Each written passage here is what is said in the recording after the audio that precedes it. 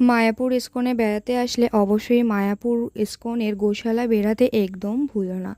ভগবান শ্রীকৃষ্ণের প্রিয় এই গোমাতা। এখানে আছে দেশি বিদেশি বিশালাকার গরু। আর তোমরা এখানে যেতে হলে অবশ্যই ইস্কনের পাশ থেকে গরুর গাড়িতে করে বা টোটো করে এখানে যেতে পারো। আমরা যেহেতু গেছিলাম গরুর গাড়িতে, তাই গরুর গাড়িতে ভাড়া নিয়েছিল মাত্র 10 টাকা। আমরা পরিবেশটা উপভোগ করতে করতে চলে গেছিলাম গোশালাতে। আর গোশালায় গিয়ে দেখো কত বড় বড় গরু, আর বিভিন্ন প্রকারের গরু রয়েছে, এক একজনের এক এক রকমের আকৃতির শিং রয়েছে। দেখে প্রচণ্ড ভয় করছিল, কিন্তু এরা এতটাই শান্ত বলে বোঝাতে পারবো না। দেখো কতটা শান্ত হয়ে ওরা দাঁড়িয়েছিল।